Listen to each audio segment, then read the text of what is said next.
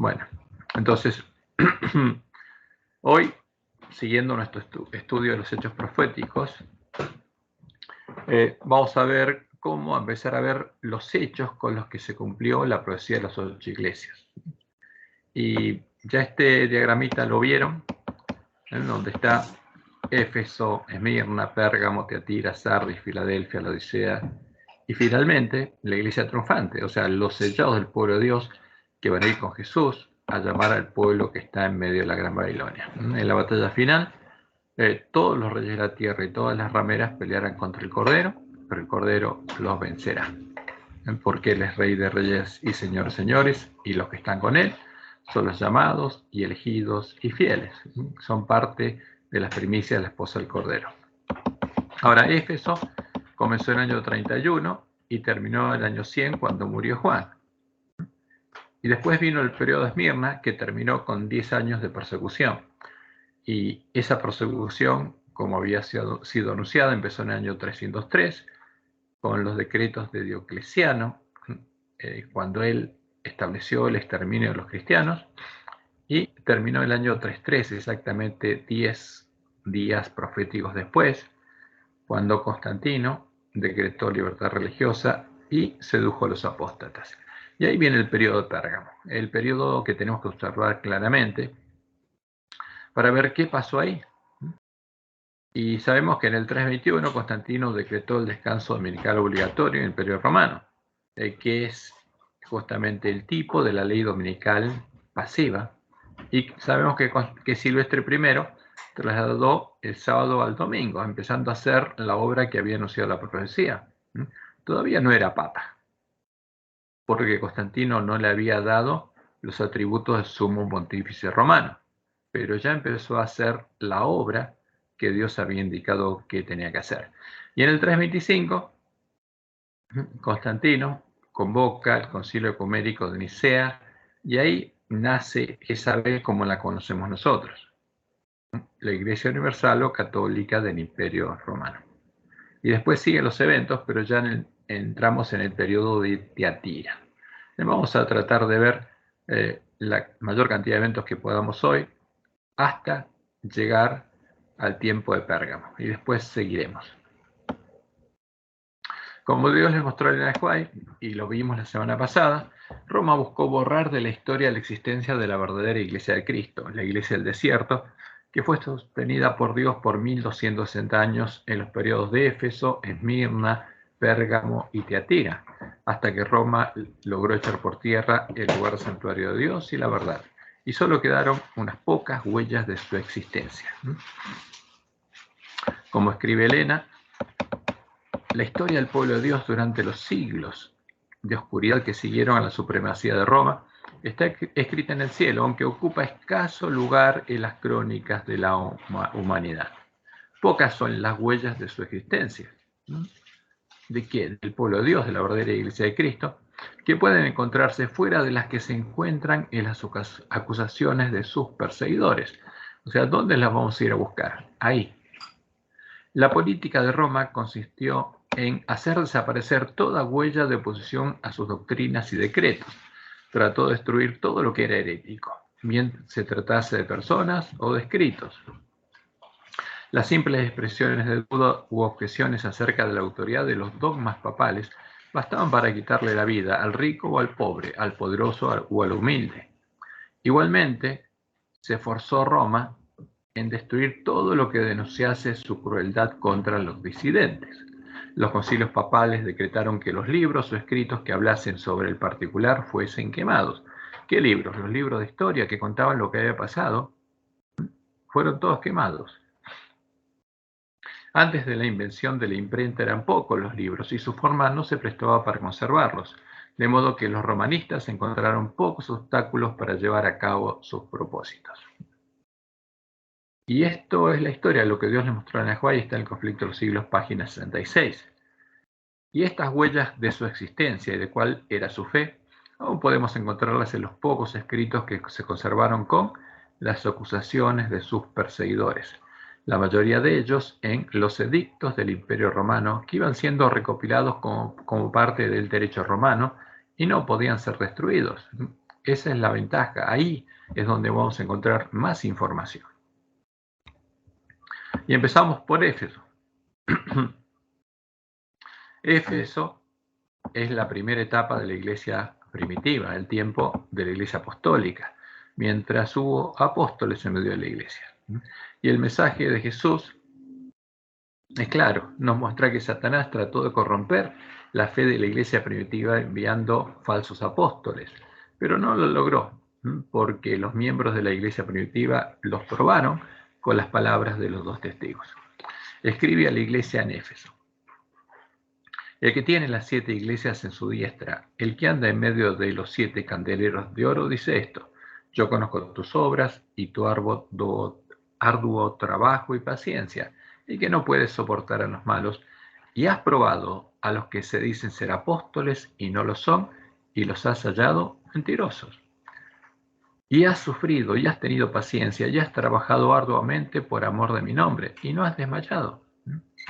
Ahora, eso es lo que hizo la iglesia primitiva desde el año 31 hasta el momento en que en el año 93, cuando Jesús le manda este mensaje y le dice: pero tengo contra ti que has dejado tu primer amor. O sea, lo que hiciste trabajando, lo dejaste. Recuerda, por tanto, de dónde has caído y arrepiéntete y haz las primeras obras.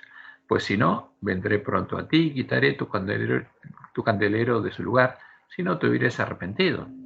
Ahora, ¿qué significa dejar su primer amor? No significa apostatar. No implica que su fe haya sido corrompida. ¿Por qué? Porque nadie pudo corromperla.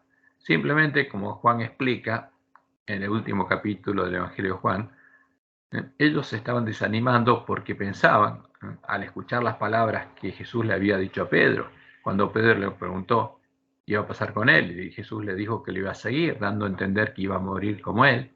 Y cuando él le preguntó: ¿y qué pasará con con Juan? Y Jesús le dijo: si quiero que quede hasta que yo venga, queda a ti. Entonces ellos habían pensado que Jesús iba a venir antes de la muerte de Juan. Pero no iba a ser así. Y cuando se enteraron que no iba a ser así, se estaban desanimando. Ahora, pero cuando escucharon este mensaje de Jesús, retomaron su primer amor y empezaron a hacer las primeras obras. Y justamente cuando murió Juan, estos miembros de la iglesia primitiva, porque no había otra iglesia, son los que, de estar en la etapa de Éfeso, pasaron a ser parte de la iglesia de Esmirna, porque eran los mismos miembros, no había otros. ¿Qué hice acá? Salté adelante, no sé qué hice. Bueno, vamos por acá. Ok.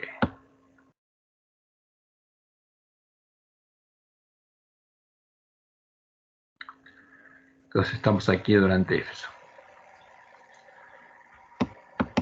Entonces, como Jesús lo escribió y como lo haría en el tiempo de la apostasía, Satanás buscó corromper la fe de la iglesia primitiva por medio de falsos apóstoles, falsos enviados de Jesús, que guiados por espíritus seductores, aquí me falta la S, traían nuevos mensajes y doctrinas de demonios, como lo hacían los gnósticos, pero no lo logró.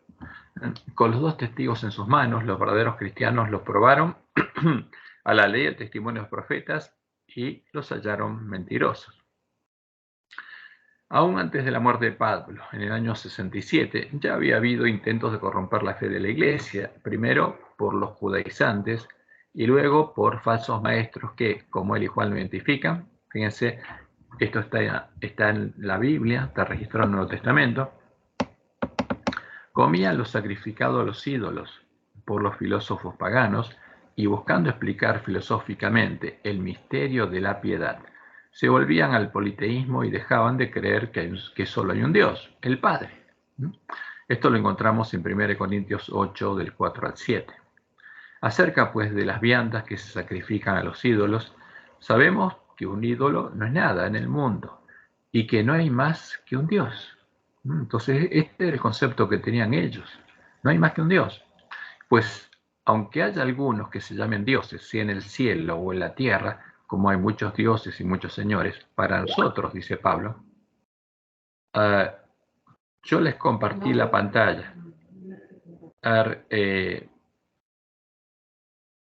Por favor, fíjense si pueden arreglarlo en su propio celular o en su propia PC, porque creo que todos están viendo la pantalla.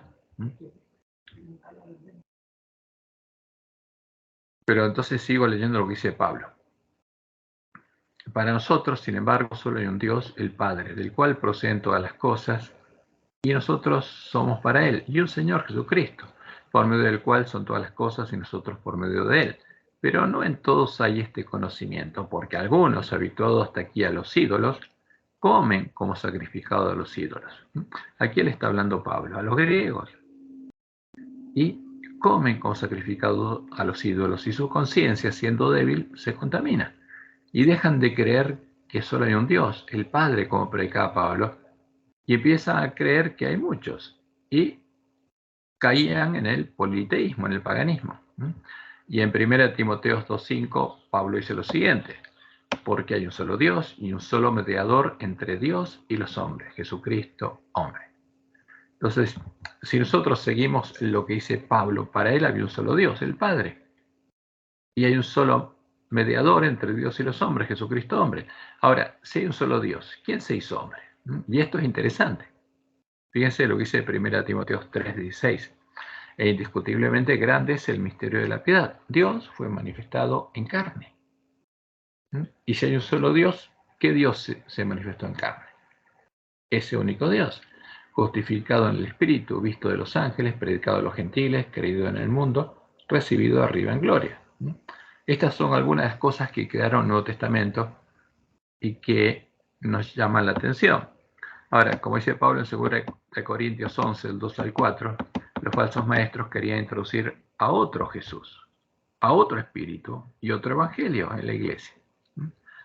Porque os celo con celo de Dios, porque le está hablando como judío, porque por volverse a los ídolos despertaron a celos a Dios y Dios los dejó. Porque os celo con celo de Dios, pues os he desposado con un solo esposo, para presentaros como una virgen pura a Cristo. Pero temo que, como la serpiente con su astucia engañó a Eva, vuestros sentidos sean de alguna manera extraviados de la sincera fidelidad a Cristo.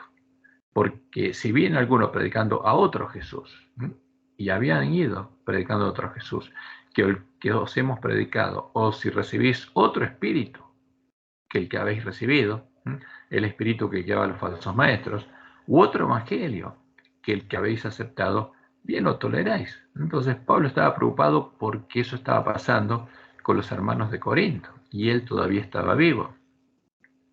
Y Juan, lo dice en 1 Juan 1:3, dice lo siguiente: que guiados por el espíritu del anticristo, que son los espíritus de demonios, que los hacían parte de la sinagoga de Satanás, algunos negaban que Jesús vino en nuestra carne y venció al pecado en la carne. Amados, no creáis a todo espíritu, sino probad a los espíritus que son de Dios, porque muchos falsos profetas han salido por el mundo. En esto conoced el Espíritu de Dios. Todo espíritu que confiesa que Jesucristo ha venido en carne es de Dios. Y todo espíritu que no confiesa que Jesucristo ha venido en carne no es de Dios. O sea, todo aquel que dice que Jesús no vino en nuestra carne no es de Dios. Y esto es muy claro. Y este es el espíritu del anticristo, el cual vosotros habéis oído que viene y ahora ya está en el mundo. Entonces, esta era alguna de las cosas que trataron de introducir en el tiempo de Éfeso. Y a finales del siglo I aparecieron los cultores y seguidores del gnosticismo, que es una ciencia que mezclaba sincréticamente la meditación oriental, las ideas dualistas de Zoroastro, que era, digamos, el líder religioso de Medo-Persia, y la filosofía griega de Platón, todas ellas cosas sacrificadas a los ídolos y a los demonios, y la mezclaban con un supuesto cristianismo. Esta ciencia lograba que, como sucedió con Adán y Eva en Edén, los que la practicaban en sus meditaciones tuvieran sesiones espiritistas en las que, sin la participación de la conciencia racional, se relacionaban con el que ellos llamaban el Dios supremo y oculto, que no son otros que Satanás y los demonios. Este Dios entraba en ellos y ellos obtenían experiencias místicas y conocimientos con la iluminación de sus mentes por el Ser Supremo. Ahora, y esto lo llamaban cristianismo. Entonces, y esto es la definición que encontramos del gnosticismo. El gnosticismo del griego antiguo, gnóticos, tener conocimiento, es un conjunto de antiguas ideas y sistemas religiosos que se originó en el siglo I entre sectas judías y cristianas antiguas. Estos varios grupos enfatizaban el conocimiento espiritual, gnosis, por encima de las enseñanzas y tradiciones ortodoxas y la autoridad de la Iglesia. Viendo la existencia material como defectuosa y malévola, la cosmología gnóstica generalmente presentaba una distinción entre un Dios supremo y oculto y una deidad menor y malévola, en ocasiones asociada con Yahvé en el Antiguo Testamento, con Jehová, quien es responsable de crear el universo material. ¿Qué decía? Ahora, el universo material es corrupto y el malévolo que lo creó es ¿quién? Es Jehová. Pero hay un Dios oculto y mayor que esta deidad malévola, que el Dios de Israel. Los gnósticos consideraban que el principal elemento de salvación era el conocimiento directo de la divinidad suprema, en la forma de intuiciones místicas o esotéricas. Muchos textos gnósticos discuten no los conceptos de pecado y arrepentimiento, sino los de ilusión e iluminación.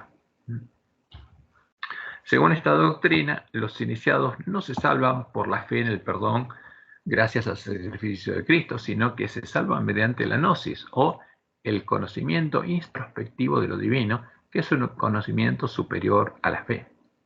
O sea, el conocimiento que le dan ¿quién? El Dios que entienden ellos. Esta es la meditación que practicaban los gnósticos. Ni la sola fe ni la muerte de Cristo bastan para salvarse. El ser humano es autónomo para salvarse a sí mismo. ¿Por qué? Porque no se necesita a Cristo. Y esto es llamativo. Pero esto es lo que enseñaban. Porque eso pasaba.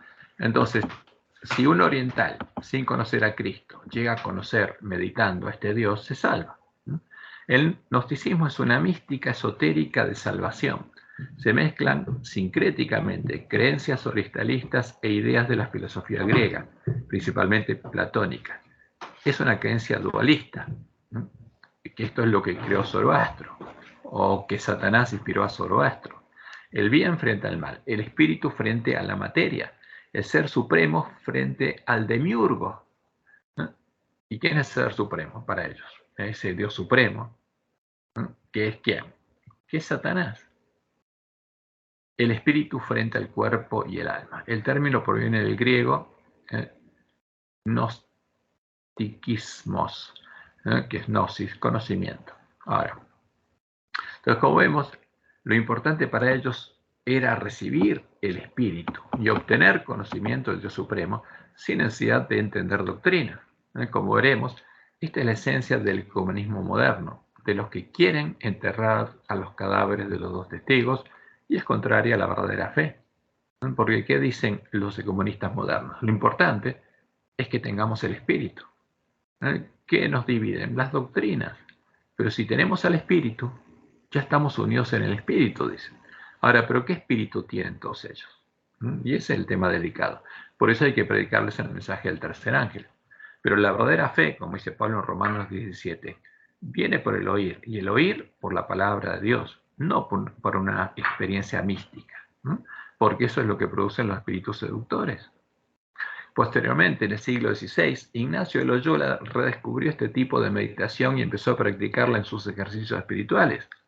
De ese modo creó las meditaciones ignacianas y empezó a enseñárselas a los miembros de la Orden de los Jesuitas, la Compañía de Jesús, y ellos empezaron a practicarlas e introducirlas en medio de las iglesias protestantes, como parte de la obra de la Contrarreforma, con el objetivo de transformarlas en parte de la sinagoga de Satanás. Como Dios le mostró a Huay, cuando llegara el tiempo de la apostasía Omega, como Israel en Sittim, el pueblo adventista se mezclaría y contaminaría con mujeres.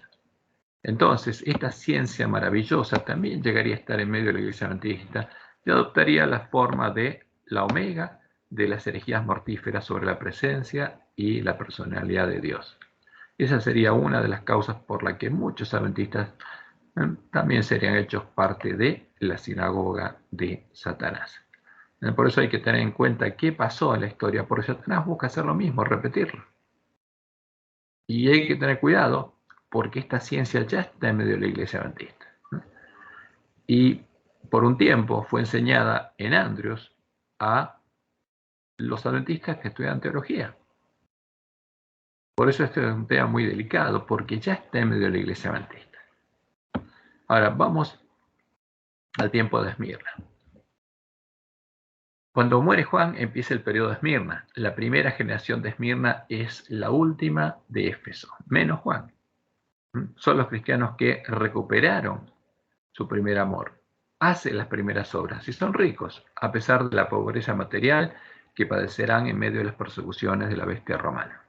Entonces, durante el periodo de Esmirna, la Gran Babilonia se embriaga de la sangre de los mártires de Jesús. Pero todavía no existe, fíjense, la Iglesia Católica. Pero la Gran Babilonia se embriaga de sangre. Entonces, eso ocurre entre el año 100 y el año 313, en el que, inspirado por Satanás, Constantino detiene la persecución. En este periodo el dragón, con su sexta cabeza, el Imperio Romano, y su mujer, la Gran Babilonia, con su sexta cabeza, la religión pagana del Imperio Romano, la mujer Jezabel, porque la mujer Jezabel es la única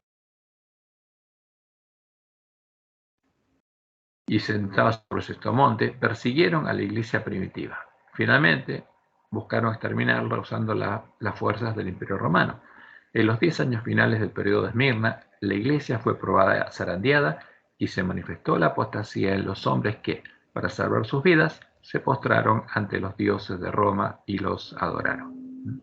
Y leemos en Apocalipsis 2, del 8 al 11. Y escribe el ángel de la iglesia en Esmirna, el primero y el postrero, el que estuvo muerto y vivió. Sí, vamos a compartir el material en PDF.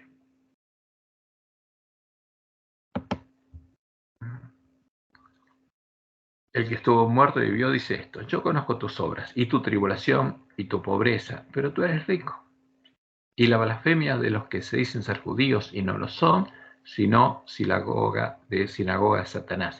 Entonces esta iglesia era perseguida por el Imperio Romano, pero había algunos que se decían ser cristianos y no lo eran. Eran sinagoga de Satanás, pero querían corromper ¿a quién? Al pueblo de Dios, incluso la persecución. Y Jesús le dice: no temas en nada lo que vas a padecer. He aquí, el diablo echará a alguno de vosotros en la cárcel.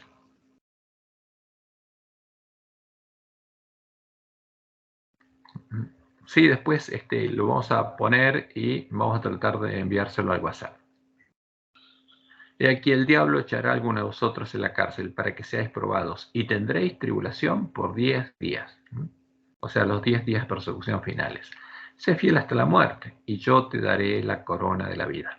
El que tiene oído, oiga lo que el Espíritu dice a las iglesias. El que venciere no sufrirá daño de la segunda muerte, porque los mártires son vencedores. Ahora, ¿quiénes eran los que se decían ser judíos y no lo eran, sino sinagoga de Satanás? Evidentemente, como después del año 70 después de Cristo, con la destrucción de Jerusalén, había terminado la persecución de los cristianos por parte de los judíos, no se trataba de judíos, o sea, de judíos carnales, de hijos de padres judíos. Ahora, estos falsos judíos eran los que se decían ser cristianos o judíos, porque en la profecía los judíos pasaron a ser un símbolo de cristianismo, como lo usa Pablo, para buscar corromper al pueblo de Dios. O sea, se decían ser cristianos para buscar corromper al pueblo de Dios, como inicialmente lo hicieron los gnósticos, pero no eran cristianos. Algunos de ellos son los que querían introducir en medio de la iglesia cristiana las ideas y conceptos filosóficos con los que los paganos definían sus dioses, los dogmas filosóficos que definían unos hombres y otros adoptaban como verdad, y posteriormente fueron usados en el tiempo de la apostasía y obra de Balaam. A ellos la Iglesia de Roma los llama padres de la Iglesia, Fíjense a estos que Jesús llama sinagoga de Satanás. Podemos ver en la historia que Roma los llama padres de la iglesia, entre los cuales están Tertuliano y los miembros de la escuela de Alejandría, donde se buscaba unir el helenismo, el gnosticismo y el cristianismo. Y fíjense lo que dice Elena Juan en Conflicto de los Siglos, páginas 62 y 63. Aún antes del establecimiento del papado, las enseñanzas de los filósofos paganos habían recibido atención y ejercido influencia dentro de la iglesia. Muchos de los que profesaban ser convertidos, que se hacían judíos, se aferraban aún a los dogmas de su filosofía pagana y no solo seguían estudiándolos ellos mismos, sino que inducían a otros a que los estudiaran también a fin de extender su influencia entre los paganos. Así se introdujeron, dice Elena, graves errores en la fe cristiana, introduciendo estos conceptos filosóficos. Ahora vamos a lo que es la escuela de Alejandría. La escuela de Alejandría o escuela neoplatónica de Alejandría fue una corriente de filosofía que se desarrolló en el Egipto helenístico y romano entre los siglos III y VII después de Cristo, caracterizada por la tendencia a la erudición y al sincretismo entre ideas filosóficas. ¿Qué significa el sincretismo? Mezclar, unir. Entre ideas filosóficas tomadas del neoplatonismo y la filosofía de Aristóteles y religiosas, procedentes del gnosticismo y el cristianismo. O sea, ¿qué hacían? Mezclaban cosas sacrificadas a los ídolos con las cristianas. Su actividad concluyó con la conquista musulmana de Egipto. Entonces, si tomaban cosas sacrificadas a los ídolos, eso contaminaba todo lo que ellos presentaban. Y ese era el problema.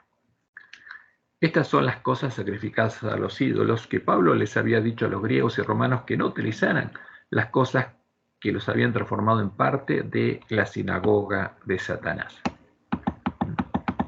Como leemos cuando Pablo le habla a los romanos, profesando ser sabios, se hicieron necios y cambiaron la gloria del Dios incorruptible en semejanza de imagen de hombre corruptible, de aves, de cuadrúpedos y de reptiles, por lo cual también Dios los entregó a la inmundicia en las concupiscencias de sus corazones, de modo que desformaron entre sí sus propios cuerpos, ya que cambiaron la verdad de Dios por la mentira, honrando y dando culto a las criaturas antes que al Creador, el cual es bendito por los siglos. Amén. ¿Y quién eran estos sabios? Los filósofos griegos y los romanos que abrevaban en la filosofía griega. Y cuando le habla a los griegos, Pablo se lo dice claramente. ¿Qué digo pues? ¿Que el ídolo es algo? O sea, por ejemplo, los ídolos griegos, Apolo, Hermes, Zeus, Hades, etc. ¿Qué digo pues? ¿Que el ídolo es algo? ¿O que sea algo lo que se sacrifica a los ídolos? Antes digo que lo que los gentiles sacrifican, a los demonios lo sacrifican y no a Dios. Lo que los filósofos gentiles sacrifican, a los demonios lo sacrifican y no a Dios. Y no quiero que vosotros os hagáis partícipes con los demonios. No podéis beber la copa del Señor y la copa de los demonios. No podéis participar de la mesa del Señor y de la mesa de los demonios. A esta escuela pertenecían los apóstatas que, haciendo la obra de Balaam, ayudaron a Constantino en su misión de unir al cristianismo y el paganismo en una única religión ecuménica y sincrética. Y eso lo vamos a ver cuando lleguemos al tiempo de Pérgamo. Y Jesús habla de 10 años finales de tribulación del periodo de Esmirna. Como había sido anunciado en la profecía de Daniel 11, el rey del norte, el emperador romano, en ese tiempo, se contristaría por lo que estaría sucediendo en el imperio y se enojaría contra el pacto santo, contra el pueblo de Dios. Como resultado, y como Jesús lo había anunciado, el imperio romano perseguiría y asesinaría al pueblo de Dios en los 10 años finales del periodo de Esmirna, en los que se manifestaría la apostasía. Y fíjense que tenemos que poner en paralelo y línea sobre línea todas estas profecías porque se refieren al mismo periodo. Y leemos en Daniel 11:30. Porque vendrán contra él naves de Kitim. Y Kitim es un símbolo del extranjero. Y él se contristará y se va a enojar el rey del norte. Y volverá. Y se enojará contra el pacto santo, porque le va a echar la culpa al pacto santo, al pueblo de Dios, y hará según su voluntad. Y después volverá pues, se entenderá con los que abandonen el santo pacto. Eso es lo que dice Daniel 11:30. Entonces, ¿qué significa vendrán contra él naves de Quitim? En el año 303 el emperador era Diocleciano y bajo su mando el imperio estaba siendo amenazado y sus fronteras se habían vuelto inestables. O sea, ¿y qué pasaba? Porque ellos creían que los dioses los protegían. Buscando defender las amplias fronteras del imperio de sus enemigos, simbolizados en la profecía como viniendo de Quitim, Diocleciano constituyó una tetrarquía formada por 4 reyes y le dio autonomía en su región a cada uno de los emperadores. Maximiano en Occidente, gobernando desde Milán; Constancio, yerno de Maximiano, en Galicia y Britania; Diocleciano en Bizancio, él reinaba desde Bizancio, desde Constantinopla; y Galerio, yerno de Diocleciano, en Siria, Palestina y Egipto, y en el norte de África. Cuando Diocleciano había vuelto de varias campañas militares, en las que tuvo que sofocar revueltas en Egipto y conflictos con los persas y la tribu de los sármatas, que estaban invadiendo el imperio por el Danubio húngaro, mientras que Maximiano tuvo que emprender campañas en contra de sajones, francos y alamanes, esta última con la ayuda de Diocleciano. Entonces, ¿qué pasaba? Por todos lados los atacaban. Esto hizo que el Rey del Norte se contristara por lo que estaba ocurriendo, porque los dioses lo permitían y quería saber qué pasaba. Ahora, como decía Jesús, se enojaría contra el pacto santo. Según los datos históricos que han llegado a nuestros días, fue Galerio el que incitó a Diocleciano a perseguir a los cristianos, o sea, el yerno de Diocleciano, que estaba gobernando Egipto y, digamos, Siria, acusándolos de ser la causa por la cual los dioses de Roma no estaban protegiendo al imperio. La causa de que Apolo, al que Jesús identifica en la profecía del Apocalipsis como el ángel del abismo, Satanás, no los podía proteger ni aconsejar por medio de su oráculo. Entonces vamos a ver lo que está registrado en la historia. Según Lactancio, Diocleciano y Galerio discutieron sobre la política imperial hacia los cristianos durante ese invierno. Diocleciano argumentaba que bastaría con prohibir a los cristianos trabajar como funcionarios o en el ejército para recuperar el favor de los dioses. Pero Galerio quería ir más allá y defendía la exterminación. O sea, hay que exterminarlos, decía Galerio, para que los dioses nos devuelvan su favor. ¿Y para el bien de quién? Del imperio. Los dos hombres acudieron a pedir consejo al oráculo de Apolo en Dídima, el cual contestó que los justos sobre la tierra dificultaban la habilidad de Apolo de aconsejar. El término justo, según su interpretación, interpretaron miembros de la corte de Diocleciano, solo podía hacer referencia a los cristianos del imperio, consiguiendo persuadir a Diocleciano para que accediera a las demandas de una persecución universal en todo el imperio. El 23 de febrero de 2003, Diocleciano ordenó que la recién constituida iglesia de Nicomedia fuera arrasada. Exigió que se quemaran sus escrituras y que se requisara todo lo de valor para el tesoro imperial. Al día siguiente, Diocleciano promulgó su primer edicto contra los cristianos. En él, Diocleciano ordenó la destrucción de las escrituras cristianas y de sus lugares de culto a lo largo del imperio, prohibiendo a los cristianos reunirse para celebrar los actos litúrgicos. Entonces, y esto es lo que originó la persecución y martirio de los cristianos. Y respecto a esto, vemos en la visión que Dios le dio a Joai sobre la gran apostasía, cómo se lo mostró en forma simbólica, que está en Primeros Escritos, página 211 al 212. Esto me fue presentado de la siguiente manera. Una gran compañía de idólatras paganos llevaba una bandera negra, sobre la cual se veían figuras del sol, la luna y las estrellas, o sea, las imágenes de sus dioses. Esta compañía parecía feroz y airada. Se mostró luego otra compañía que llevaba una bandera de un blanco puro, sobre la cual estaba escrito pureza y santidad a Jehová. Fíjense que Dios le estaba mostrando a Elena de Joai cuál es la bandera que tiene que llevar el pueblo adventista. El pueblo adventista cuando recuperara el conocimiento de la fe de la iglesia primitiva, porque no puede llevar otra bandera. Tiene que ser esta. ¿no? Una bandera de un blanco puro, sin ningún tipo de imágenes, sobre la cual solo hay una inscripción: pureza y santidad a Jehová, la inscripción que tenían los sacerdotes en su mitra. Sus rostros se distinguían por su firmeza y una resignación celestial. Vi a los paganos idólatras acercárseles y hubo una gran matanza. Esta es la matanza del final del periodo de Mema. Los cristianos desaparecieron delante de ellos y, sin embargo, la compañía cristiana estrechó sus filas y sostuvo con más firmeza la bandera. Al caer muchos, otros se reunían en derredor de la bandera y ocupaban sus lugares.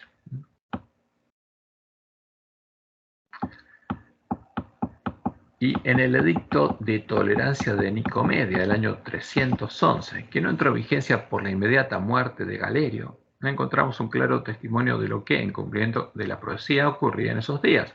Fíjense que este es un testimonio no de un cristiano, de un pagano, ¿no? Y está registrado en los edictos del Imperio Romano.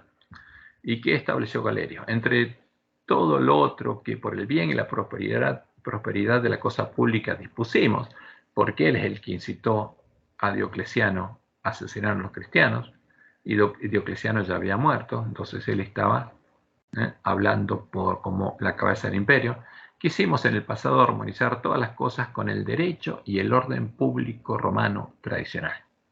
También buscamos que incluso los cristianos que habían abandonado la religión de sus ancestros se reintegrasen a la razón y al buen sentido. Entonces, ¿qué buscaban? Que los cristianos volvieran a la religión pagana del Imperio Romano. En efecto, por algún motivo, la voluntad de los cristianos fue por su propia obra plagada de tal manera y fueron presa de tal tamaña estupidez que abandonaron las instituciones ancestrales que quizás sus mismos antepasados habían instituido. ¿Qué estaba diciendo? Que muchos de estos cristianos eran aristócratas romanos, hijos de los que habían creado el imperio. En su lugar, por su propio capricho y como bien les pareció, adoptaron y siguieron leyes propias, congregándose en varios lados como grupos separados. O sea, se separaron de la región pagana, como Dios los llamó a separarse. Así, cuando con tal finalidad pusimos en vigor nuestras leyes para que se conformasen a las instituciones tradicionales. Ahora, fíjense, esto es lo que hacen todas las bestias. Obligan a los hombres a adorar o a tener una religión. Muchos se sometieron por el miedo, dice. Entonces acá hay muchos de los cristianos, especialmente en Roma, que se sometieron por el miedo. Otros fueron incluso abatidos, porque los que no se sometían eran muertos. Aún así, muchos perseveraron en su propósito y constatamos que no observaban la reverencia a los dioses de la religión de vida, ni tampoco aquella del Dios de los cristianos. O sea, ¿qué pasó? Después de salvar su vida, dejaron de adorar a los ídolos, porque lo adoraron una vez para salvarse, y después no los adoraron más, porque no creían en los ídolos. Y tampoco adoraban al Dios de los cristianos, dice Galerio. Y acá viene lo llamativo. Habida cuenta de nuestra gran clemencia e inveterada costumbre de indulgencia que ejercitamos frente a todos los hombres, creemos que debemos extenderla también a este caso. De tal modo, pueden nuevamente los cristianos reconstituirse así como sus lugares de culto. ¿Por qué? Porque no había quedado ninguna iglesia en pie y los cristianos no podían reunirse públicamente, siempre que no hagan nada en contra del orden público. Por medio de otra carta indicaremos a los magistrados cómo deben conducirse. En razón de esta, nuestra benevolencia, deberán orar por nuestra salud y la del imperio. Hay un micrófono abierto, si lo pueden cerrar. Entonces, ¿qué les pide Galerio ahora a los cristianos? Que oren por la salud de ellos y la del imperio, para que el imperio pueda continuar incólume y para que puedan vivir en seguridad en sus hogares. Ahora, pero Galerio es el que había llevado a Diocleciano a preguntarle a Apolo, ¿qué pasó? Entonces este edicto se dicta en Nicomedia a un día de las calendas de mayo, en nuestro octavo consulado y en el segundo de Máximo lactantios. Hay un micrófono abierto, si alguno lo puede cerrar, por favor.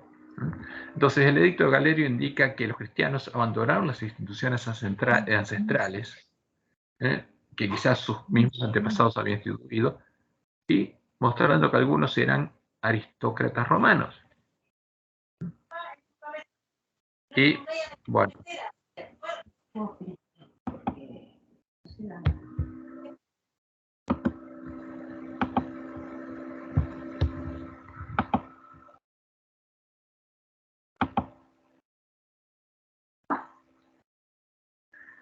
y muchos se sometieron por miedo y se postraron ante los dioses de la religión de vida. O sea, ¿qué hicieron? Apostataron y adoraron a los ídolos. Y otros fueron abatidos por mantenerse fieles, como dice Galerio, a el Dios de los cristianos. Y esto es llamativo porque cuando habla de los dioses, después habla de el Dios, porque él sabía que los cristianos tenían un solo Dios. Y aunque no le indica el edicto, algunos de los que permanecieron fieles sobrevivieron, porque se escondieron en las catacumbas y otros lugares. El emperador es interesante que conocía a los apóstatas, a los violadores del pacto, y sabía que, luego de salvar sus vidas, no observaban la reverencia a los dioses de la religión de vida, y tampoco aquella del Dios de los cristianos. Sabía que ya no adoraban al Dios de los cristianos. Y luego de visitar la matanza, Galerio quería que los apóstatas reconstituyeran sus lugares de culto y volvieran a reunirse como cristianos. Quería reconstituir la iglesia cristiana en Roma y en todo el imperio. Y esto es llamativo. Y en vez de pedirle a Apolo que protegiera el imperio, quería que los cristianos se lo pidieran a su Dios. O sea, esta era una apostasía abierta ¿de quién? De Apolo.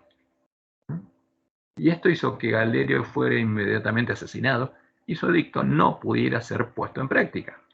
¿Cómo va a pedirle al Dios de los cristianos que proteja el imperio? Y va a dejar que los cristianos adoren públicamente a su Dios. Y por eso fue muerto. Ahora, lo que sí la profecía es que se entenderá el rey del norte con los que abandonen el santo pacto. Como le indica Galerio, hubo cristianos que apostataron y para salvar sus vidas se postraron ante los dioses de la región romana. Fue a estos apóstatas a los que en el año 313 sedujo Constantino, el rey del norte, y con ellos creó la nueva iglesia de Roma, en el palacio que tenía en Letrán, donde moraba y tenía su trono Satanás. Y ahora vamos a ver por qué. Entonces los apóstatas, buscando obtener la recompensa que les ofrecía Constantino, hicieron la obra de Balaam. Y llegamos entonces a la época de Pérgamo. Y Pérgamo es un periodo muy cortito, fíjense, del 313 al 325. Son solamente 12 años, ¿no? Donde los apóstatas hicieron la obra que quería Constantino y él alcanzó su objetivo, de unir a todos los paganos y cristianos en una única religión sincrética. En este periodo Constantino sedujo a los apóstatas con sus regalos y promesas de autoridad y poder, y ellos lo ayudaron a disfrazar al Dios de la fortaleza, de Dios y de Cristo. ¿Quién es el Dios de las fortalezas? El Dios de la bestia romana. Y a Jezabel de iglesia. Y leemos en Apocalipsis 2, 12 al 17. Y escribe al ángel de la iglesia en Pérgamo: el que tiene la espada aguda de 2 filos dice esto: yo conozco tus obras y dónde moras, donde está el trono de Satanás. Y eso se tendría que cumplir literalmente. Pero retienes mi nombre y no has negado mi fe, ni aun en los días en que Antipas, mi testigo fiel, fue muerto entre vosotros, donde mora Satanás. Y lo repite, porque ellos se estarían reuniendo donde está el trono de Satanás, donde mora Satanás. Pero tengo unas pocas cosas contra ti, que tienes ahí a los que retienen la doctrina de Balaam, que enseñaba a Balac, el rey enemigo, a poner tropiezo ante los hijos de Israel, a comer de cosas sacrificadas a los ídolos y a cometer fornicación. ¿Por qué? Porque el objetivo de Constantino era que los cristianos se unieran a esa nueva religión universal del Imperio Romano. Y necesitaba que los apóstatas convencieran a los cristianos de unirse a esa religión. Y también tienes a los que retienen la doctrina de los nicolaitas, la que yo aborrezco. Por tanto, arrepiéntete. Pues si no, vendré pronto a ti y pelearé contra ellos, contra los apóstatas, con la espada de mi boca. O sea, ¿para qué pelea Jesús? Para salvar. Entonces, si la iglesia de Roma había algunos que durante la apostasía no habían sido infieles y retenían su nombre y no habían negado la fe, ni siquiera en los días en que los mártires fueron muertos, entre vosotros donde muera Satanás. Pero si ellos no hablaban, Jesús mismo dice, yo pelearé contra ellos con la espada de mi boca. Entonces, vamos a ver un poco todo el significado de estos símbolos. Como podemos ver en las palabras de Jesús, en el tiempo de la persecución hubo mártires que no negaron su nombre ni su fe. Hubo también sobrevivientes que no negaron su nombre ni su fe. Y hubo apóstatas que salvaron sus vidas negando su nombre y su fe, arriando la bandera en blanco puro de la iglesia primitiva. Por eso, en esta iglesia había dos tipos de personas, los apóstatas y los fieles. Cuando en el año 313 a.C. Constantino decretó libertad religiosa, los apóstatas que habían abandonado el pacto santo fueron los que se unieron a él, el antitipo de Balac, para hacer la obra de Balaam. Y es importante entender que Constantino tenía los dos cargos más importantes del Imperio Romano. Primero, era el emperador romano, el César, la cabeza política de la bestia romana, al que los romanos veneraban como el hijo de los dioses, y era el sumo pontífice romano, con el que se comunicaban los dioses, la cabeza visible de la religión pagana del Imperio Romano, a la que Jesús, anticipando la obra que haría, llamó la mujer Jezabel, porque la mujer Jezabel es la religión pagana del Imperio Romano durante todo el tiempo del Imperio Romano, desde el 168 a.C. hasta 1798 a.C., hasta que desapareció la bestia romana.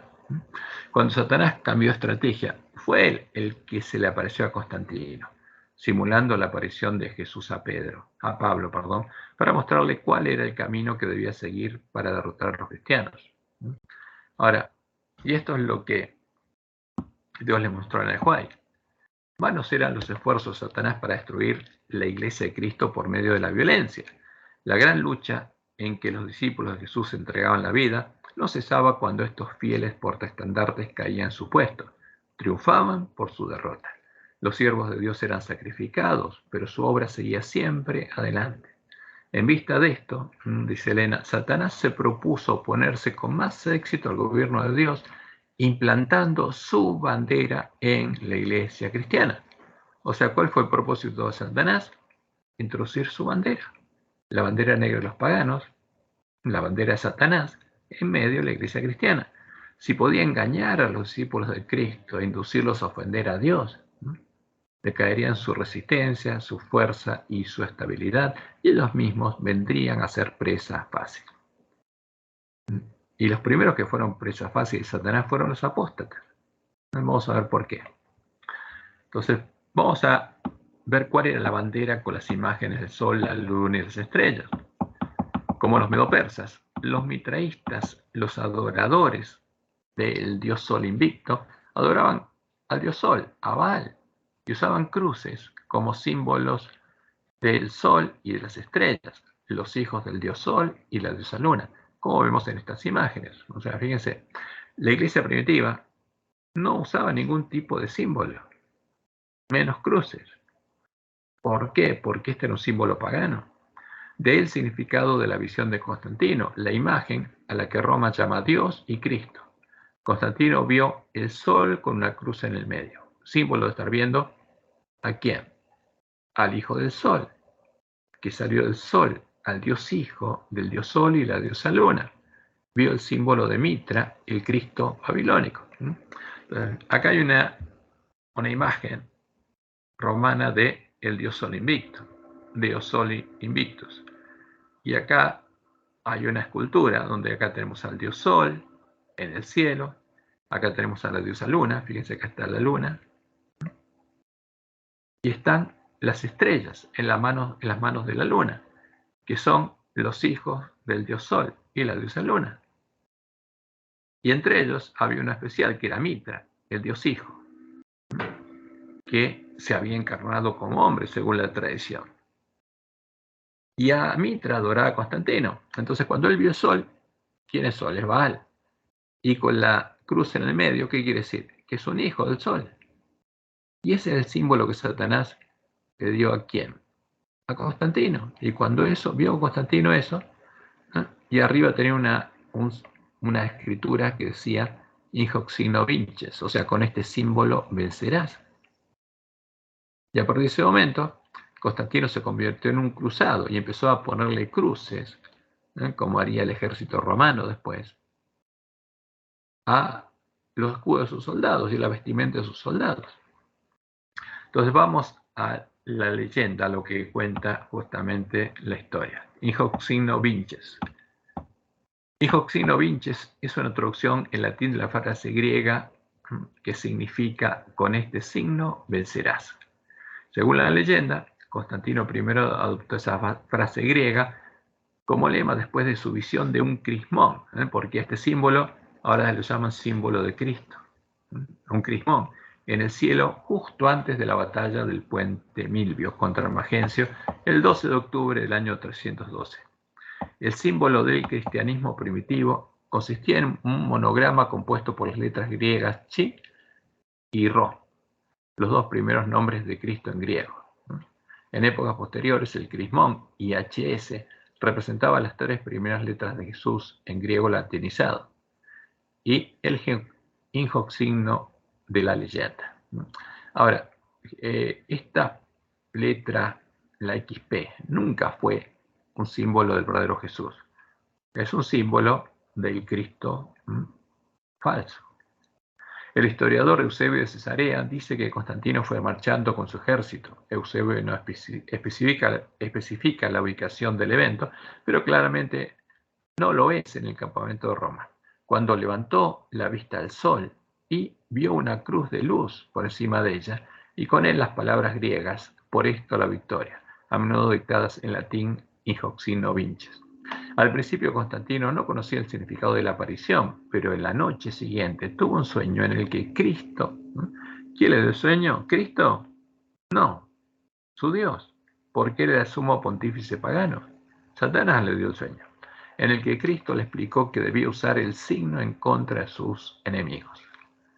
Eusebio sigue a continuación para escribir el lábaro, el estándar militar utilizado por Constantino en sus guerras contra el Licinio, tarde, mostrando el signo del crismón, porque empezó a usar ese símbolo.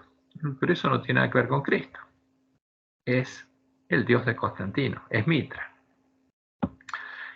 Esta es la imagen del sol, la imagen de Baal, a la que los apóstatas que hicieron la obra de Balaam, cuando se unieron a Constantino, empezaron a adorar llamándola Cristo. Porque Constantino decía que esta imagen era Cristo. ¿Y ellos para qué? Para lograr justamente unirse a Constantino.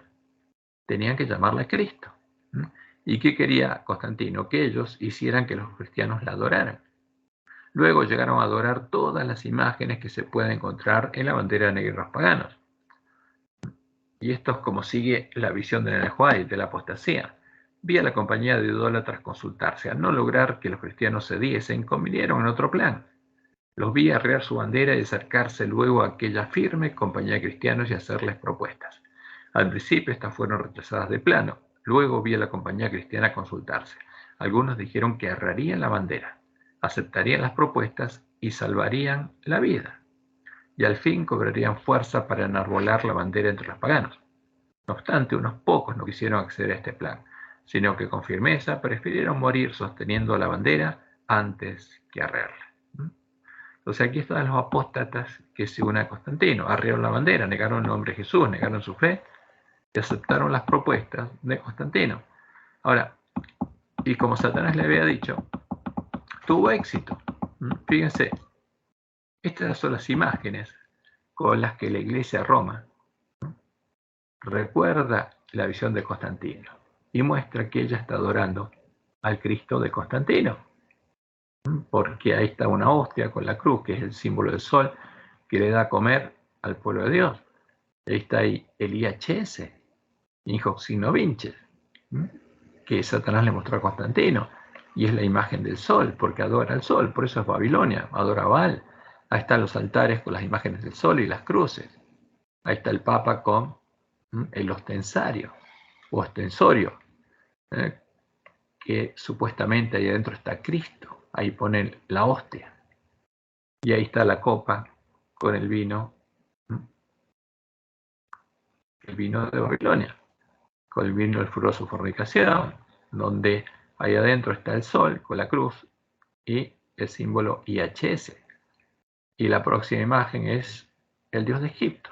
Por eso Dios llama la gran ciudad que se llama Babilonia, Sodoma y Egipto, porque adora al mismo Dios que Egipto, al dragón. Y pone el sol y lo llama Dios. ¿A quién llama Dios? Al sol, porque ese es el ser divino, es unidad al que adora, la esencia, la sustancia de los dioses a los que adora. Y ahí tenemos las imágenes que usa para describir la doctrina de Roma, la creada en el Concilio de Nicea, y que vamos a analizar detenidamente. Como podemos ver en la reforma de Josías, la idolatría de Roma, que hace altares con imágenes del sol y esculturas de la Reina del Cielo, y entierra a sus sacerdotes junto a sus altares, como lo hace en la Basílica de San Pedro, es la misma idolatría que había sido introducida en Israel y en Judá. Ese es el éxito de Constantino. Y leemos en 2 Crónicas 34, el 1 al 5. De 8 años era Josías cuando comenzó a reinar, y 31 años reinó en Jerusalén. Este hizo lo recto ante los ojos de Jehová, y anduvo en los caminos de David su padre, sin apartarse a la derecha ni a la izquierda. A los 8 años de su reinado, siendo un muchacho, comenzó a buscar al Dios de David su padre. A los 8 años empezó a gobernar, y 8 años más tarde, a los 16, comenzó a buscar al Dios de David su padre, porque se dio cuenta que el pueblo de Israel no estaba adorando al Dios verdadero. Y a los 12 años comenzó a limpiar a Jerusalén, a Judá y a Jerusalén. O sea, después de darse cuenta cuál era la verdad, a los 12 años de reinado, o sea, cuando ya tenía 20 años, comenzó a limpiar a Judá y a Jerusalén de los lugares altos, las imágenes de acera, esculturas e imágenes fundidas, y derribaron delante de él los altares de los Baales, e hizo pedazos las imágenes del sol. Tenía altares como los de Roma y imágenes como los de Roma. Las imágenes del sol que estaban puestas encima.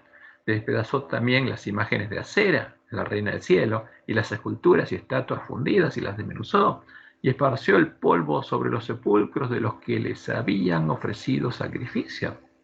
Quemó además los huesos de los sacerdotes sobre sus altares, y limpió a Judá y a Jerusalén. Ese es el tipo de la obra que tendría que hacer la Iglesia de Reforma, la obra que empezó Lutero. Por eso, la mujer Jezabel, la Iglesia Universal o Católica de Roma, es identificada en la profecía como una hija y como parte de la Gran Babilonia, su sexta cabeza, la que se sentaba sobre el monte romano, la cabeza que sufrió la herida de muerte. Vivió, y al sanar su herida de muerte, se maravillaría toda la tierra en pos de la bestia, y adoraría al dragón junto a ella, como leemos en Apocalipsis 13, del 3 al 4. Vio una de sus cabezas como herida de muerte, pero su herida mortal fue sanada, y se maravilló toda la tierra en pos de la bestia. Cuando habla de la tierra, ¿de qué está hablando? De la tierra a donde huyó la verdadera Iglesia de Cristo, la Iglesia de Reforma. Ahora, ¿qué pasaría por la obra de la Contrarreforma? Se maravillarían todos los protestantes de Estados Unidos, en pos de la bestia, y adorarían al dragón, que había dado autoridad a la bestia, y adoraron a la bestia, diciendo, ¿quién como la bestia y quién podrá luchar contra ella? Y esto es muy importante porque se está cumpliendo en nuestro tiempo. Y uno tiene que preguntarse, ¿qué pasa si toda la tierra se maravilla en pos de la bestia? ¿Qué pasa con los adventistas de los Estados Unidos, de la tierra? ¿También se maravillan en pos de la bestia? ¿Se maravillaron en pos de la bestia? Tenemos que verlo en la historia. Vamos a la obra de Balaam. Entonces, la profecía de Daniel y la profecía de Apocalipsis anunciaban que cuando finalizaban los 10 años de martirio, con los que terminaría el periodo de Esmirna y comenzara el periodo de Pérgamo, el rey del norte seduciría a los cristianos que abandonaran el Santo Pacto y con ellos crearían las tropas con las que buscaría engrandecerse hasta el ejército del cielo, las fuerzas con las que pelearía en contra del pueblo que conocía a su Dios, en contra de los santos del Altísimo, a los que quebrantaría. Y esas tropas son la Iglesia Universal o Católica del Imperio Romano. Ahora, leemos ahora todo completo, Daniel 11, del 30 al 39. Porque vendrán contra él naves de Quitim, y él se contristará, como vimos que pasó, y volverá y se enojará contra el pacto santo, y hará según su voluntad. Volverá pues, y se entenderá con los que abandonen el pacto, el santo pacto. Constantino, ¿con quién se entendió? ¿Con los verdaderos cristianos? No, con los apóstatas. Y se levantarán de su parte tropas, y estas tropas es que un conjunto organizado de personas. Y estas tropas, que es la Iglesia romana, profanarán el santuario y la fortaleza, ¿no? O sea, profanarán el lugar santuario de Dios, el reino de Dios y al pueblo de Dios, y quitarán el continuo.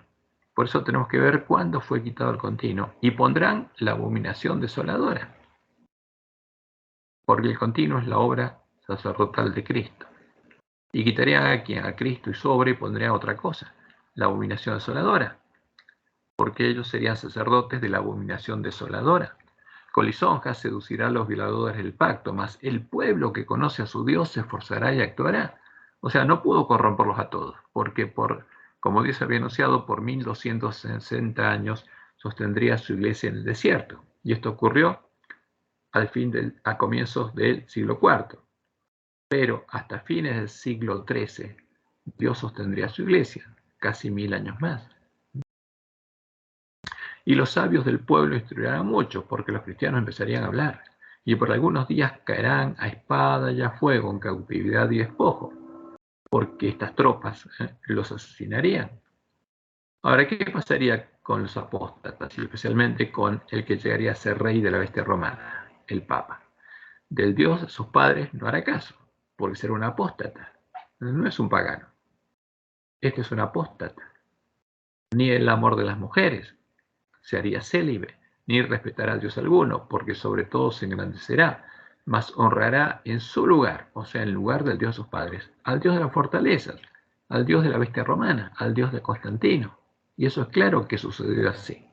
Dios que sus padres no conocieron, lo honrará con oro y plata, con piedras preciosas y con cosas de gran precio. Con un Dios ajeno se hará de las fortalezas más inexpugnables, y colmará de honores a los que le reconozcan, y por precio repartirá la tierra. Eso es lo que realmente pasó. Entonces, sintetizando, estas tropas profanarían el santuario y la fortaleza, la ciudad de Dios, la iglesia de Cristo. Quitarían el continuo, quitarían de medio a Cristo y a su obra en el santuario celestial, pondrían la abominación desoladora, pondrían a el ídolo desolador, el nuevo Dios del hombre de pecado, la imagen del Dios de las fortalezas, el Dios de Roma, a la que llamarían Dios y Cristo, y perseguirían y asesinarían al pueblo que conoce a su Dios, no porque no adorarían a la abominación desoladora. ¿Por qué? Porque no adorarían, esa es la causa, porque no adorarían a la abominación desoladora, al Dios del Papa, y se esforzarían y actuarían para evitar el engaño, e instruirían a muchos. Por eso serían perseguidos y asesinados. Como leemos en Daniel 8, 9 al 12. Y se engrandeció hasta el ejército del cielo, y parte del ejército de las estrellas echó por tierra y las pisoteó. Aún se engrandeció contra el príncipe de los ejércitos, contra Cristo, y por él fue quitado el continuo, y el lugar santuario fue echado por tierra. ¿Cuál era el lugar santuario de Dios, de Cristo? La iglesia primitiva. Y a causa de la predicación les fue entregado el ejército junto con el continuo, y echó por tierra la verdad, e hizo cuanto quiso, y prosperó. Y se perdió el conocimiento de la verdad, y el lugar del santuario de Dios y de Cristo fue echado por tierra, y nadie entró más ahí. Entonces, como dice la profecía, echaría por tierra, derribaría el lugar santuario de Dios y la verdad, del mismo modo en el que Babilonia echó por tierra a su tipo, a el templo y la ciudad de Jerusalén, los lugares asolados que luego fueron reedificados por el remanente del pueblo judío. Y eso dio origen a la misión del pueblo adventista. Ahora, ¿qué más decía la profecía? Daniel 8 y Daniel 7. Cuando los transgresores lleguen al colmo, ¿no? Cuando la apostasía, eso es lo que dice el original, se hubiera desarrollado, se levantará un rey altivo de rostro y entendido en enigmas, y su poder se fortalecerá, mas no con fuerza propia, y causará grandes ruinas, y prosperará, y hará arbitrariamente, y destruirá a los fuertes y al pueblo de los santos. ¿A quién destruiría? Al pueblo de Dios. Y en Daniel 7:25 leemos, y hablará palabras contra el Altísimo, y a los altos del Altísimo quebrantará, los va a matar, los va a asesinar, y pensará en cambiar los tiempos y la ley, y será entregados en su mano tiempo y tiempos y medio tiempo. Entonces, para echar por tierra el lugar santuario de Dios y la verdad, destruyó al pueblo de los santos. Como dice la Biblia, quebrantó a los santos del Altísimo, los asesinó y se embriagó de su sangre. ¿Cuál sería la obra de Balaam en todo este proceso? Porque esa es la obra del hombre pecado. En la obra de Balaam sería ayudar al rey enemigo, a Balac, que resultó ser Constantino, a introducir la abominación desoladora en medio del pueblo de Dios, preparando con cosas sacrificadas a los ídolos, como anunció Jesús, la doctrina de Jezabel, creando la doctrina de Jezabel. La comida y la bebida que el rey del norte y la mujer Jezabel debían darle al pueblo de Dios para engañarlo y hacer que adorara a la abominación desoladora, al dios de las fortalezas, al dios de Roma, al dragón, y cometiera fornicación. Porque la doctrina de Jezabel es la forma filosófica de la bandera de Satanás, porque Satanás quería meter su bandera, como Dios le mostró a Elena, en medio de la iglesia cristiana, y lo hizo a través de una doctrina, la doctrina de Jezabel, como leemos en Apocalipsis 2:14. Pero tengo unas pocas cosas contra ti, que tienes ahí a los que retienen la doctrina de Balaam, que enseñaba a Balac a poner tropiezo ante los hijos de Israel, a comer de cosas sacrificadas a los ídolos y a cometer fornicación. Y eso es lo que buscaba Satanás, que el pueblo de Dios se postrara ante ídolos y Dios lo dejara y fuera presa fácil para él. Entonces vamos a la obra de Constantino. El primer edicto de Constantino fue el edicto de Milán y la inmediata seducción de los apóstatas. Para poder llevar adelante sus Constantino decretó libertad religiosa en todo el Imperio Romano. O sea, aparentemente arrió la bandera que elevaba y buscó el diálogo con los cristianos. Y este es el edicto de Milán, habiendo advertido hace ya mucho tiempo que no debe ser cohibida la libertad de religión, sino que ha de permitirse al arbitrio y libertad de cada cual se ejercite en las cosas divinas conforme al parecer de su alma. Hemos sancionado que tanto todos los demás cuanto los cristianos conserven la fe y observancia de su secta y religión. Y además sigue adelante que a los cristianos y a todos los demás se conceda libre facultad de seguir la religión que a bien tenga. O sea, libertad de conciencia, a fin de que quien quiera que fuese el numen divino y celestial pueda ser propicio a nosotros y a todos los que viven bajo nuestro imperio. Entonces acá sigue lo que hizo Galerio, porque ahora que dice Constantino, que todos los dioses protejan al imperio. Así pues, hemos promulgado con saludable y rectísimo criterio esta nuestra voluntad para que a ninguno se niegue en absoluto la licencia de seguir o elegir la observancia y religión cristiana. Antes bien, sea lícito a cada uno dedicar su alma a aquella religión que estimare conveniente. Y este es el edicto de Constantino, año 313, que para la persecución de la iglesia cristiana. Y de forma inmediata, Constantino sedujo a los apóstatas, reconstituyó la iglesia de Roma. Porque, ¿qué pasaba? No había iglesia en Roma, ni en ninguna de las ciudades importantes del Imperio Romano. Y para poder reconstituir esa iglesia y dialogar con ellos, Constantino ofreció su casa como iglesia y reconstituyó a la iglesia de Roma en su casa, en el Palacio Imperial de Letrán, donde estaba el trono de Satanás, como Jesús lo llama, el trono del sumo pontífice romano, el trono que el Papa pondría en medio de la Iglesia cristiana. Por el sumo pontífice romano era la cabeza de Jezabel. Y en el primer concilio de Letrán, que lideró Constantino siendo sumo pontífice romano, porque era un concilio ecuménico, estableció un pacto con los apóstatas y nombró a Melquiades como obispo de la nueva iglesia de Roma, porque en todo ese periodo no había iglesia y no había obispo. Entonces ahora leamos lo que justamente está registrado referente a Melquiades. Durante el pontificado de Melquiades, esto lo escribe la Iglesia Católica, ocurrió el triunfo del emperador Constantino I el Grande sobre Magencio en la batalla del puente Milvio, sobre el río Tíber, batalla en la cual Magencio murió ahogado cuando huía del avance Constantino. Poco tiempo después, en el 313, en Milán, Constantino proclamó el edicto de Milán por el cual garantizaba la paz y libertad de la Iglesia. Constantino además regaló a Melquiades una finca en el Laterano, el Palacio Imperial Lateranense.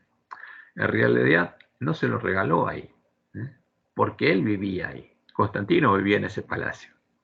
Simplemente lo ofreció como iglesia ecuménica para que los cristianos se unieran con él en esa iglesia, en esa casa. Constantino además regaló a Melquiades una finca en el Laterano, el Palacio Imperial Lateranense. Este lugar comenzó a ser desde entonces la residencia oficial de los papas.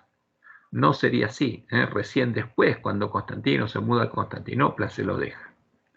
En este mismo lugar Constantino edificaría la primera basílica romana, la Basílica Laterana, vendrá a ser la catedral de los papas, y hoy se conoce como San Juan de Letrán.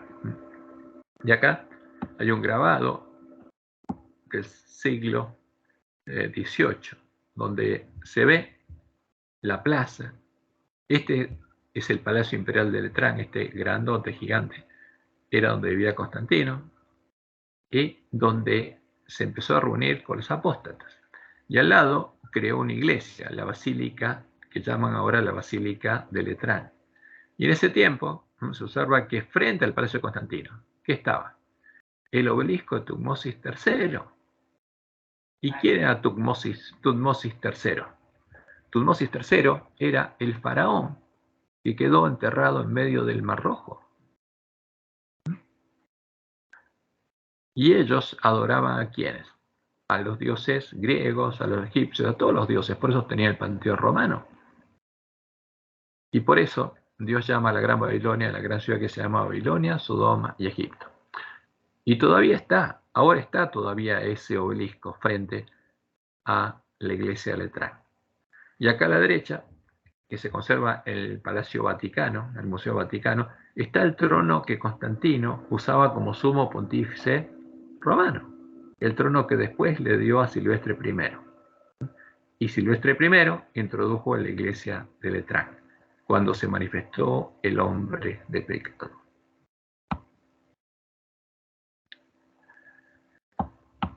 Entonces, ¿qué pasó? Los apóstatas se unieron a Constantino y en el primer concilio de Letrán fue nombrado el primer obispo de esta nueva iglesia, que resultó ser Melquiades. Pero después, cuando por medio de los cristianos del norte de África, Jesús peleó contra los apóstatas con la espada que sale de su boca, buscando que se arrepintieran, fue notorio que Melquiades, por haber salvado su vida adorando a los ídolos, no podía ser obispo. Entonces los hermanos del norte de África le mostraron por carta a Constantino los requerimientos que establece la palabra de Dios para que un hombre pueda ser anciano u obispo, y le mostraron además que los hombres con los que se estaba reuniendo no cumplían esos requerimientos, porque habían entregado los libros sagrados, se habían postrado ante los ídolos y eran inmundos. O sea, le dijeron, todo lo que estás acordando con ellos no es válido. Y no solo ellos eran inmundos. Aunque no se lo dijera a Constantino, también Constantino y su nuevo lugar de reunión donde moraba y estaba el trono de Satanás, como decía Jesús, eran inmundos. O sea, ¿cómo la iglesia cristiana se iba a reunir donde moraba y estaba el trono de Satanás? Pero eso es lo que estaban haciendo los apóstatas. Ahora, pero Dios los protegió hasta que fueron amonestados. Y después de oír esa amonestación, Ellos decidieron. Ahora, ¿qué decía la profecía? Isaías 35:8. Y allá, hablando del nuevo pacto, y habrá allí calzada y camino, y será llamado camino de santidad. No pasará inmundo por él. Alguien está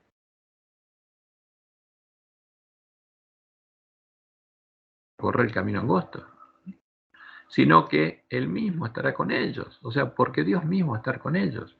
El que anduviere en este camino, por torpe que sea, no se extraviará. Y en Levítico 5, del 2 al 10, tenemos una clara descripción de lo que es ser inmundo. Asimismo, la persona que hubiera tocado cualquier cosa inmunda, cualquier cosa sucia o sacrificada a los demonios, será inmunda y habrá delinquido. O si tocará inmundicia y no lo echará a ver, si después llegara a saberlo, será culpable. Ahora, ¿pero para qué es esto? Para que tenga oportunidad de ir a Dios y ser limpiado. Cuando pecare en alguna de estas cosas, confesará aquello en que pecó, porque tiene que arrepentirse, ir al santuario, confesar aquello en que pecó, y va a ser perdonado. Así el sacerdote hará expiación por el pecado de aquel que lo cometió y será perdonado. O sea, el perdón era seguro. Por eso la amonestación de Jesús era ¿para qué? Para que se arrepintieran. ¿Y cuáles son las condiciones que tiene que cumplir un obispo?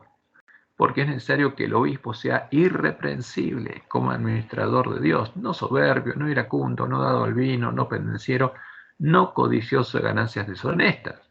Ahora, pero Constantino los había seducido con la codicia, sino hospedador, amante de lo bueno, sobrio, justo, santo, dueño de sí mismo, retenedor de la palabra fiel, tal como ha sido enseñada.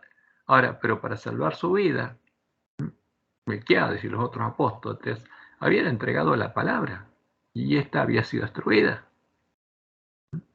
Y eso lo dice Pablo en Tito 1, del 7 al 9, y en 1 Timoteo 3, del 2 al 7, dice lo mismo.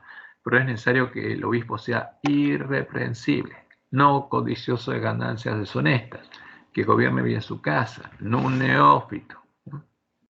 También es necesario que tenga buen testimonio de los de afuera, para que no caiga en descreto y en lazo del diablo. Ahora, ¿Melquiades lo cumplía? No. Y todos lo sabían. ¿Por qué? Porque Roma hacía que públicamente adoraran a sus dioses para salvar la vida. Entonces, para salvar el problema legal y político suscitado su alianza religiosa, ¿no? Porque Constantino era parte de esa alianza. El 14 en enero del 314, Constantino convocó un nuevo concilio en Arles, donde Melquiades murió de forma natural. O sea, cuando Constantino se enteró que lo que decían los cristianos era verdad, Melquiades murió de forma natural, dicen, y en su lugar fue nombrado Silvestre I, quien llegaría a ser el primer papa. Entonces vamos a ver lo que dice Roma sobre este concilio. Concilio de Arles. El primer concilio de Arles condenó formalmente la herejía del donatismo. Entonces, ¿a quién llaman herejes? A los cristianos que le mostraron a Constantino justamente cuál era la verdad bíblica, a los cristianos por los medios de los cuales Jesús peleó contra los apóstatas para llamarlos al arrepentimiento. Y el que escribió fue el obispo de Cartago, Donato.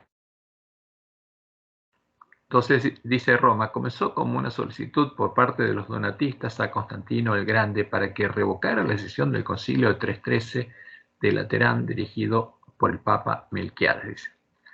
Este es el primer registro de una petición formal realizada por una facción cristiana al poder secular y concluyó de forma adversa para los donatistas. Dice que acabaron convertidos en enemigos de las autoridades romanas. El concilio de Arles fue el primer concilio convocado por Constantino y fue el precursor del primer concilio de Nicea. Agustín de Hipona lo consideró ecuménico. Ahora, ¿quién es Agustín?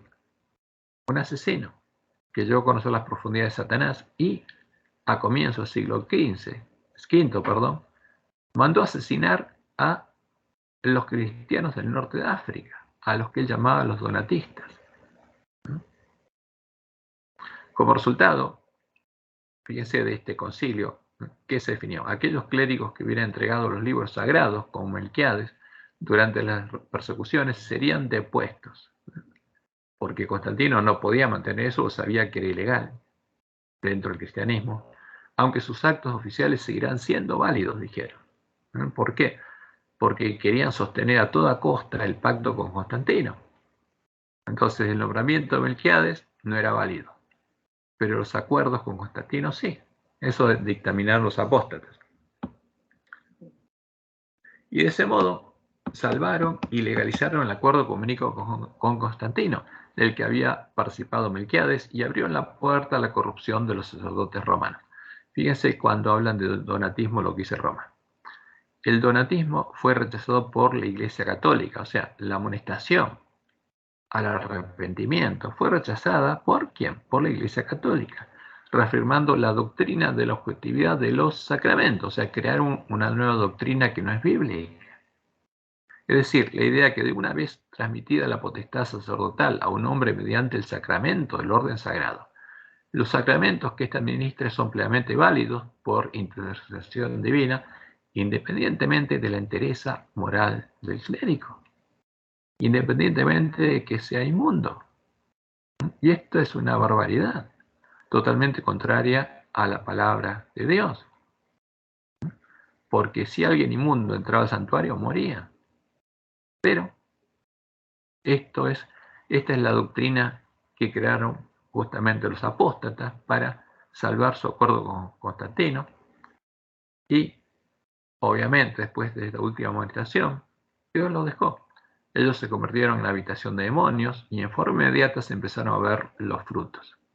Porque Jesús dijo, voy a pelear contra ellos. Como dice que va a amonestar a quién, a su pueblo, siempre lo hace. Como va a amonestar al ángel de la Odisea. Pero cuando alguien escucha la amonestación de Dios y toma una decisión consciente, ya tomó la elección que define el destino de su vida. Entonces vamos a ver lo que pasó, porque enseguida fue definida la ley dominical pasiva, la que es el tipo de la ley dominical que va a ser definida en primer lugar en todos los países del mundo. En el año 321 después de Cristo, los obispos apóstatas que estaban haciendo la obra de Balaam y ya eran habitación de demonios, le aconsejaron a Constantino el establecimiento del domingo, el día del Señor de Constantino, como día de descanso universal u obligatorio en el Imperio Romano.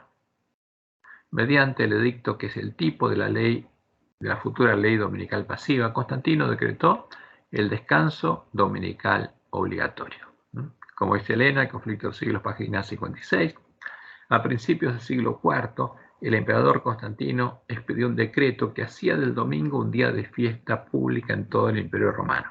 El Día del Sol fue reverenciado por sus súbditos paganos y honrado por los cristianos. ¿Por qué cristianos? Los apóstatas. Pues era política del emperador conciliar los intereses del paganismo y del cristianismo que se hallaban en pugna. Los obispos de la iglesia, inspirados por su ambición y su sed de dominio, le hicieron obrar así. Ahora, ¿quién aconsejó esto? Los obispos apóstatas, que ya eran habitación de demonios, que no eran guiados por el Espíritu de Dios, pues comprendieron que si el mismo día era observado por cristianos y paganos, estos llegarían a aceptar nominalmente el cristianismo y ello redundaría en beneficio del poder y de la gloria de la iglesia. ¿De qué iglesia? De Jezabel. Entonces acá está el edicto. No fue hasta el 7 de marzo del 321 cuando Constantino I el Grande decretó que el domingo sería observado como el día de reposo civil obligatorio. Y este es el texto, en el venerable día del sol. ¿De qué está hablando? Del día del sol. ¿Quién es el señor del domingo? El dios sol. Baal. En el venerable día del sol, en el venerable día de Baal, el dios de Babilonia, que los magistrados y la gente residentes de las ciudades descansen y que todos los talleres estén cerrados. En el campo, sin embargo, que las personas ocupadas en la agricultura puedan libremente y legalmente continuar sus quehaceres, porque suele acontecer que otro día no sea apto para la plantación o de viñas o de semillas. No sea que por descuidar el momento propicio para tales operaciones, la liberalidad del cielo, la liberalidad de quién, de Baal, se pierda. Este es el edicto de Constantino. aconsejado por quienes, por los apóstatas de la iglesia primitiva que estaban haciendo la obra de Baal. En forma inmediata, Silvestre I trasladó el descanso semanal del sábado y domingo, el día del sol, el día de Baal, el señor de Constantino, el señor de la Gran Babilonia y de la nueva Iglesia Universal o Católica del Imperio Romano. De ese modo empezó su intento de cambiar los tiempos y la ley.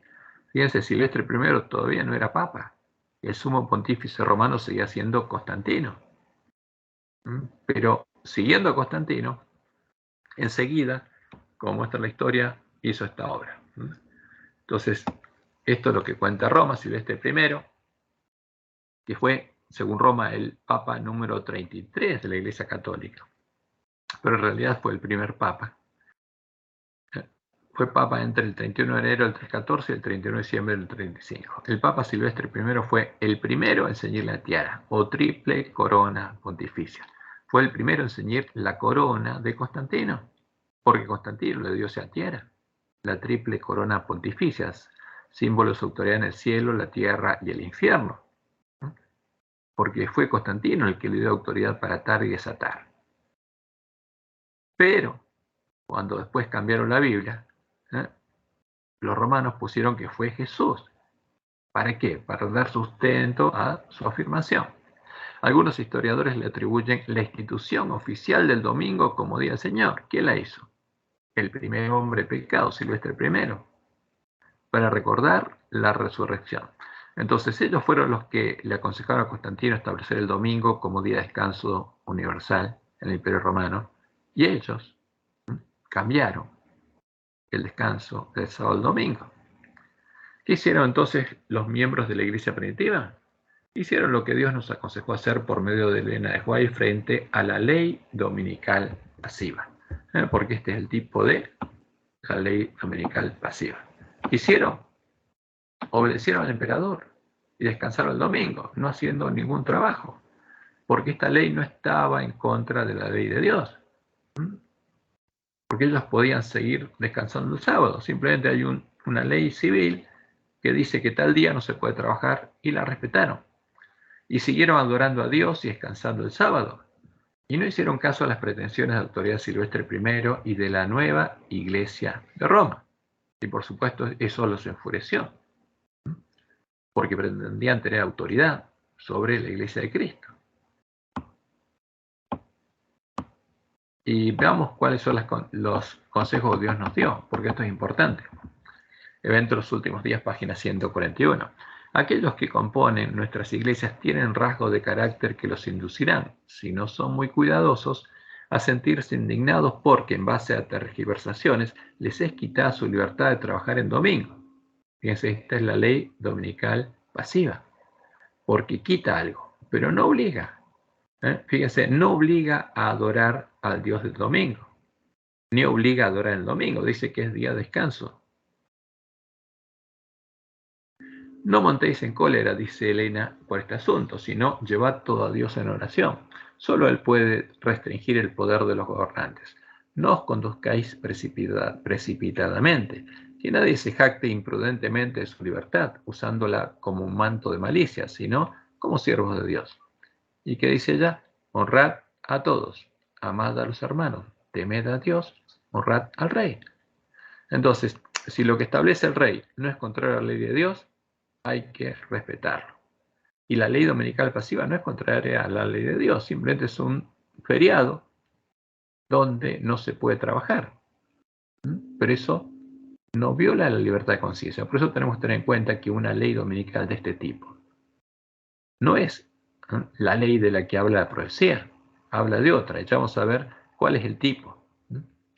Y la próxima cita está en los últimos días 142, dice Elena, abstenerse de trabajar en domingo no es recibir la marca de la bestia. En aquellos lugares donde la oposición es tan fuerte que despierta persecución si el trabajo se hace en domingo, que nuestros hermanos conviertan ese día en una ocasión para hacer genuina obra misionera. Y la próxima cita, la última vamos a citar en este estudio, por hoy, porque ya se hizo largo, dice lo siguiente. Hablaré conforme a la luz que el Señor me diera cuando esperábamos una crisis análoga a la que aparece confrontarás ahora. Cuando el mundo, impulsado por una fuerza infernal, quiera hacer obligatoria la observancia del domingo, los adventistas del séptimo día deberán dar pruebas de sabiduría, abstenerse de hacer trabajos comunes en domingo y dedicar ese día al trabajo misionero. O sea, quieren que respetar al rey, dice ella. Desafiar las leyes dominicales no haría más que fortalecer el espíritu perseguidor de los fanáticos que se esfuerzan por hacerlas ejecutar. No les deis ocasión de llamaros violadores de las leyes. No recibe la marca de la bestia por manifestar prudencia al conservar la paz, absteniéndose del trabajo que ofende y consagrándose a una obra de las más importantes. El domingo puede dedicarse a diversas actividades que lograrán muchos resultados para Dios. Puede celebrarse reuniones al aire libre y en las casas particulares. Puede trabajarse de casa en casa. Los que escriben pueden aquel día redactar artículos para los periódicos. Podemos preparar material para evangelizar. Cuando sea posible, que se celebren reuniones religiosas en domingo y que se las haga intensamente interesantes. Cantad verdaderos himnos de revivimiento religioso y hablad con fuerza y seguridad del amor del Salvador. Entonces, fíjense que es importante esto. Lo delicado no es una ley dominical como esta. Pero Satanás la presenta actualmente como si fuera la gran ley. No, ese no es el problema. El problema no es descansar el domingo, en el día del Dios de Roma. El gran problema, como veremos, se presentó cuando Roma estableció la ley que obligaba a adorar al Dios del domingo. Y esa ley sí estaba en contra de la ley de Dios. Y a esa ley los cristianos no la obedecieron.